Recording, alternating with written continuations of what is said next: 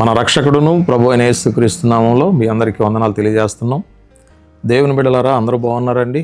దేవుని మహాకృపను బట్టి మీరు అందరూ బాగుండాలని మీ కొరకు, మీ కుటుంబాల కొరకు మేము ప్రార్థన చేస్తూ ఉన్నాం. మీరును మా కొరకు, పరిచర్య కొరకు ప్రార్థన చేయాలని ప్రభు పేరిట మనవి చేస్తూ ఉన్నాం. ఉదయం లేచిన తర్వాత ప్రార్థన చేసుకున్నారా? మీ పిల్లలు వాక్యం చదివారా? దయచేసి గమనించండి. ఒకవేళ ప్రార్థన చేసుకోకపోతే, వాక్యం చదవకపోతే దయచేసి గమనించి దేవుని సన్నిధిలో మోకరించి ప్రార్థన చేయాలని ప్రభు పేరిట మనవి చేస్తూ ఉన్నాను. దేవుని బిడ్డలారా, గమనించండి. ఈరోజు వాక్యంలో నుండి కొన్ని విషయాలు మీతో మాట్లాడాలని నేను ఆశపడుతూ ఉన్నాను. రోమీలకు రాసిన పత్రిక 16వ అధ్యాయము 1వ వచనాన్ని ఒకసారి జ్ఞాపకం చేసుకుందాం. కెంక్రేయలో ఉన్న సంఘ పరిచారకురాలగు పిబేయను మన సహోదరిని పరిశుద్ధులకు తగినట్టుగా ప్రభునందు చేర్చుకుని చిన్న ప్రార్థన చేసుకుందాం. మహాపరిశుద్ధుడైన తండ్రి, చదవబడిన వాక్యం మీద మీకు అనుదృష్టి ఉంచి నాలో మీరుండి మా బిడ్డలందరితో మాట్లాడమని యేసు నామములో ప్రార్థిస్తున్నాం తండ్రి, ఆమేన్. దేవుని నామానికి స్తోత్రాలు. దేవుని బిడ్డలారా, దయచేసి గమనించండి. దేవుని వాక్యం విలువైనది, దేవుని వాక్యం బలమైనది, దేవుని వాక్యం శక్తివంతమైనది. అపోస్తులైనటువంటి పౌలు గారు ఒక యవనస్తురాల గురించి సాక్ష్యం ఇస్తూ ఉన్నాడు. ఆమె పేరేంటండి? పిబే.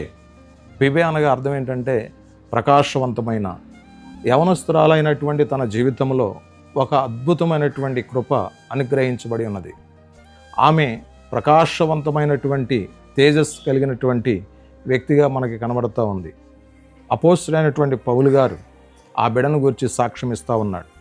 ఒక దైవజనుడు ఒక బిడ్డను గురించి సాక్ష్యం ఇస్తూ ఉన్నాడు అని అంటే ఆ బిడ్డ యొక్క సాక్ష్యం ఎంత బలమైనదో ఒకసారి అర్థం చేసుకోండి.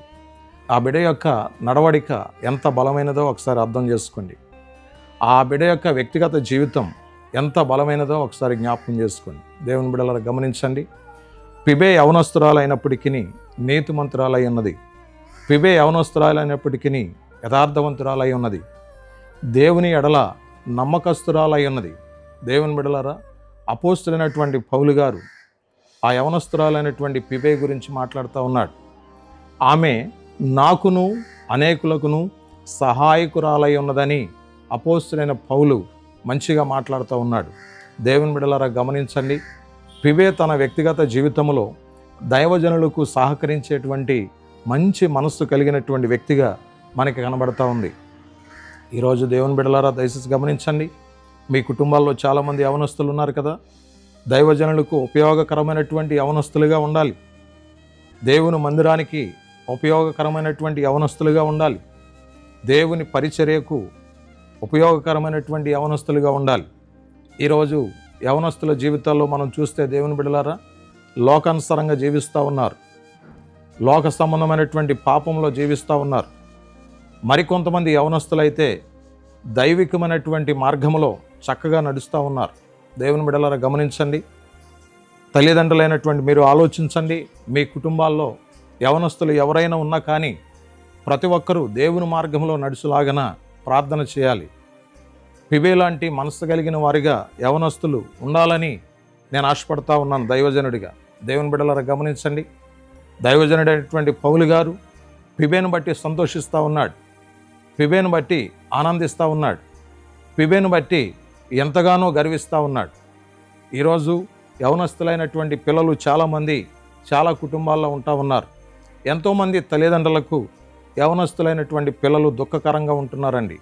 వారి క్రియలు బాగుండట్లేదు, వారి మాటలు బాగుండట్లేదు, వారి పద్ధతులు ఎంత మాత్రం కూడా బాగుండట్లేదు. చాలామంది దేవుని బిడ్డలారా, యవనస్తులు తల్లిదండ్రులను దుఃఖపెట్టేవారిగా ఉన్నారండి. కుటుంబాల్లో సహకరించని వారిగా ఉన్నారండి.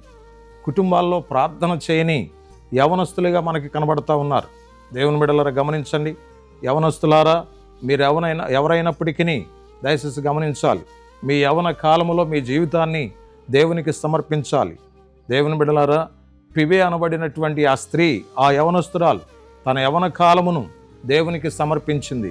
దైవజనులకు సహాయం చేసేటువంటి స్థితిలో, దైవజనులకు పరిచర్య చేసేటువంటి స్థితిలో ఆ బిడ్డను ఉంచగలిగాడు.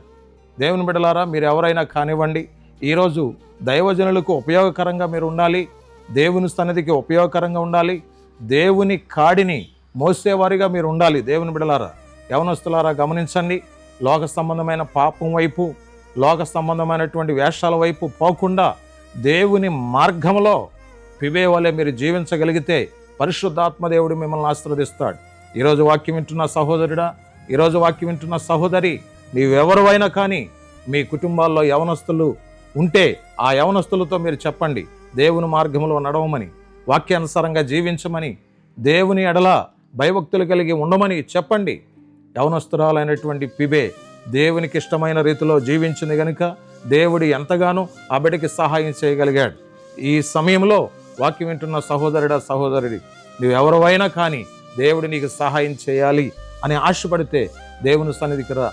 తప్పనిసరిగా దేవుడు నిన్ను ఆశీర్వదించి ముందుకు నడిపిస్తాడు. దేవుడి చిన్న మాటలను దీవించునుగాక. ఆమేన్. చిన్న ప్రార్థన చేసుకుందాం. మహాపరిశుద్ధుడైన తండ్రి, మీ నామను బట్టి, మీ కృపను బట్టి కూడి ఉన్న మా బిడ్డలందరినీ ఆశీర్వదించండి. ఎంతమంది అయితే ఈ వాక్యాన్ని వీక్షిస్తున్నారో వారి కుటుంబాలను అద్భుతంగా మీరు దీవించి మీ నామానికి మహిమకరంగా నడిపించండి. ప్రతి ఒక్కరి జీవితంలో అద్భుతం చేయండి. ప్రతి ఒక్కరిని స్వస్థపరచండి, ఆశీర్వాదకరంగా మార్చండి. పిబే అనబడినటువంటి యవనస్తురాలు నీకు ఎలాగైతే సాక్షిగా ఉన్నదో ప్రభువా, ప్రతి ఒక్కరూ కూడా యవనస్తులైనటువంటి బిడ్డలు మార్చబడి మీకు సాక్షులుగా ఉన్నట్లు సహాయం చేసి నడిపించి మహిమ, ఘనత, ప్రభావాలు మీరే పొందమని యేసు పరిశుద్ధ నామంలో ప్రార్థన చేసి వేడుకొనిచున్నాం తండ్రి. ఆమేన్. God bless you. దీవించునుగాక.